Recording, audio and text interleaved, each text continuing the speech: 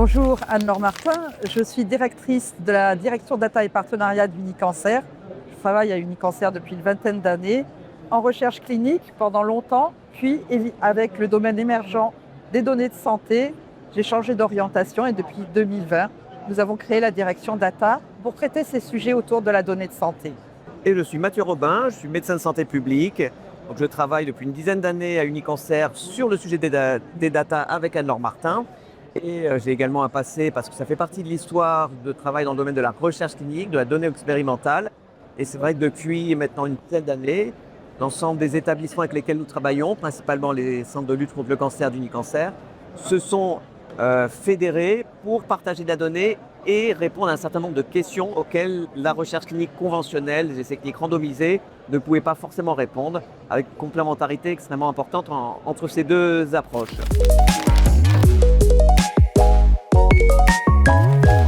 La recherche clinique est la base de l'exploitation des données de santé au sens générique du terme.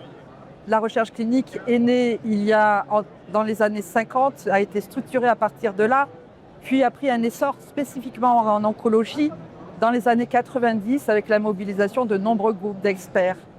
Les évolutions de la prise en charge des maladies fait que certaines questions ne peuvent pas être adressées et que dans certaines situations, les progrès sont limités. On parle beaucoup de la médecine de précision qui diminue la capacité des médecins, chercheurs à recruter des patients en nombre suffisant pour participer à des recherches cliniques et répondre aux questions sur l'efficacité des traitements.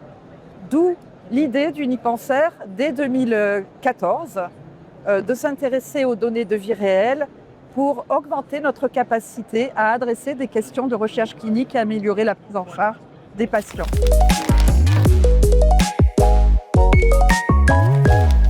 Donc tout le développement de cette démarche autour des données de vie réelle, qui sont finalement les données de soins générées par les professionnels de santé, mais également générées par les patients, s'est organisé autour de l'évolution de la technique qui a permis de concentrer des données, d'accéder à des données, de les standardiser, de les rendre interopérables et d'adresser ces questions évoquées par Anne-Laure.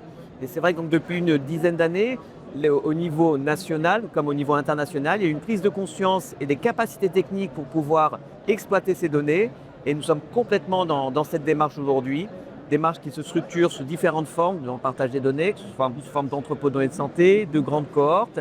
Et c'est vrai qu'aujourd'hui, la transformation des données de soins en données de vie réelle, qui nécessite un gros travail, on ne va peut-être pas rentrer dans le détail de cette activité, permet d'avoir des données à un niveau de qualification qui leur permet de répondre à des questions adressées en complément de ce que font aujourd'hui les essais cliniques.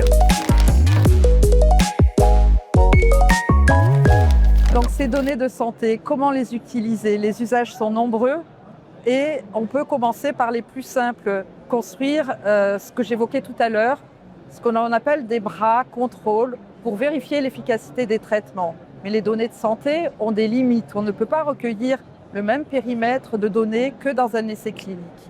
Donc il est nécessaire aujourd'hui, et nous travaillons beaucoup avec des groupes de biostatisticiens et des sociétés privées ou des universités à recréer des nouvelles méthodologies pour permettre l'exploitation de ces données de santé au mieux de leur capacité. Et c'est tout le champ qui est piloté par Mathieu Robin au niveau du Unicancer pour animer ces groupes de recherche en méthodologie. Voilà, donc la réutilisation des données qui sont générées autour du soin, vous avez bien compris, ont énormément d'utilisation. Donc il y a des usages internes au sein des établissements. Il y a également des réutilisations avec un partage par l'ensemble des établissements qui participent à des thématiques, à des programmes, donc pour répondre à des études descriptives, analytiques. Et c'est vrai qu'il y a tout ce champ qui se développe en lien avec l'intelligence artificielle, puisque qui dit intelligence artificielle dit, et ça il ne faut pas l'oublier, données nécessaires pour pouvoir alimenter et développer des modèles. Et ces données artificielles ont avant tout besoin de données de vie réelle. Ces données de vie réelle permettent d'alimenter des modèles d'intelligence artificielle pour pouvoir les entraîner et également les valider, mais aussi générer ces données simulées, artificielles, qui sont fabriquées de façon informatique à partir de données de vie réelle. Il y a aujourd'hui de nombreux travaux, des premières publications sur l'utilisation de ces données artificielles dans des bras augmentés, dans des bras simulés en lien avec les essais cliniques qui existent en parallèle. Et tout le challenge et la démarche dans le cadre d'un appel à manifestation d'intérêt lancé par le ministère est de savoir quelle place leur donner, quel niveau de preuve vont être mises en avant par ces différentes méthodes pour générer ces données, mais pour les utiliser également dans le cadre de la recherche clinique qu'on va appeler conventionnelle, c'est-à-dire qui est parfaitement maîtrisée jusqu'à aujourd'hui. Oui, parce qu'effectivement, il faut cadrer les méthodes, qualifier les données générées. Ces données devront servir, on l'espère, à appuyer des preuves d'efficacité ou des preuves de démonstration en vie réelle. Et donc, il est nécessaire de poursuivre tous ces travaux sur lesquels nous sommes engagés avec Mathieu. Voilà, et tout ça se fait avec beaucoup d'énergie, beaucoup de compétences, mais également avec un grand plaisir.